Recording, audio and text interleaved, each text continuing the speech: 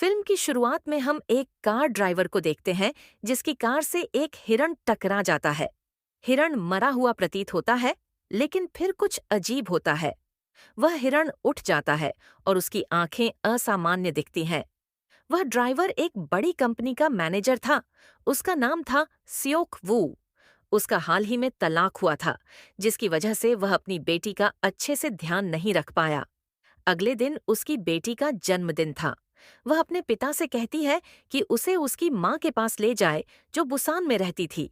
Seok वू मान जाता है और दोनों बाप बेटी ट्रेन पकड़कर बुसान की ओर निकल पड़ते हैं। उस ट्रेन में कई अन्य यात्री भी थे, जिनमें एक वर्किंग क्लास पति सांग हुआ, उसकी गर्भवती पत्नी संग ग्योंग और एक हाई स्कूल बास्केटबॉल टीम शामिल थी।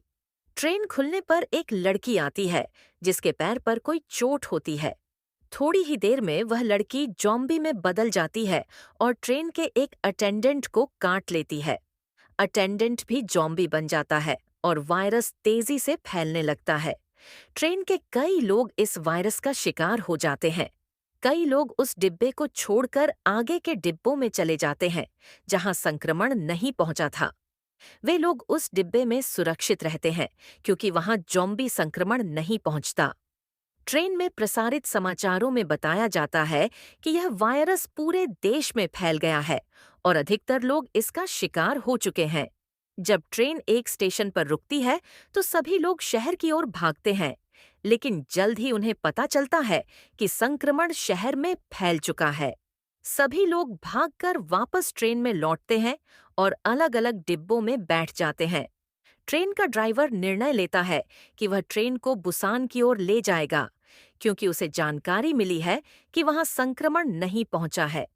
सियोक वू, सांग हुआ और यंग गुक ट्रेन के अंदर रास्ता ढूंढते हुए अन्य यात्रियों से मिलते हैं। ये 6 लोग ट्रेन के पहले डिब्बे की ओर बढ़ने की कोशिश करते हैं और इसके लिए उन्हें कई जॉम्बीज से लड़ना पड़ता है। पहले डिब्बे में पहले से कुछ लोग सुरक्षित थे। जब वे वहां पहुंचते हैं, तो एक स्वार्थी सीईओ उन्हें अंदर नहीं आने देता। उसे लगता है कि ये लोग संक्रमित हैं और वह अन्य यात्रियों को भड़काता है। सभी यात्री उसकी बात मान लेते हैं और उन्हें अंदर नहीं आने देते।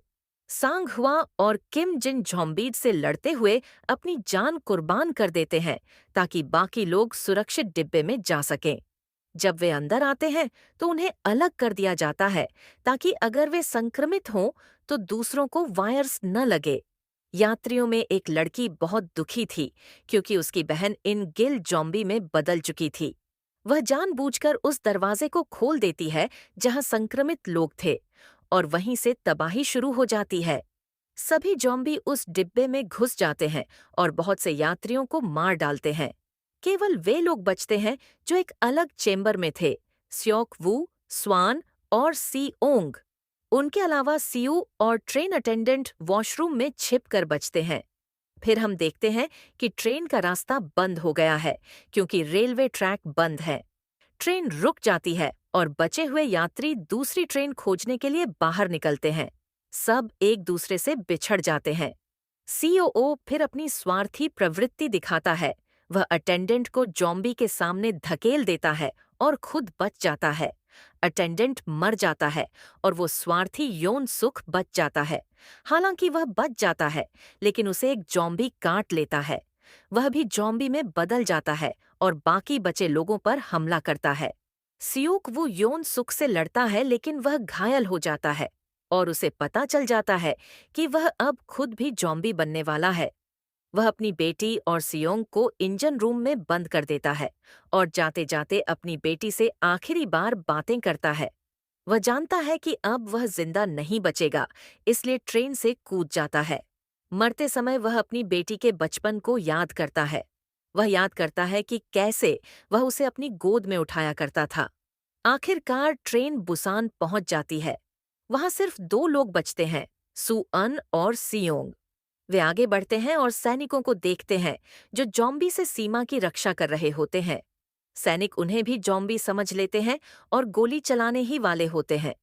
तभी वे सू अन की आवाज में गाना सुनते हैं। तब उन्हें समझ आता है कि ये जिंदा इंसान है। सू अन वही गाना गा रही थी जो वह अपने पिता के लिए गाना चाहती थी, लेकिन अब वह गाना वह अपने पिता की याद में गा रही थी। और यहीं पर यह फिल्म समाप्त हो जाती है।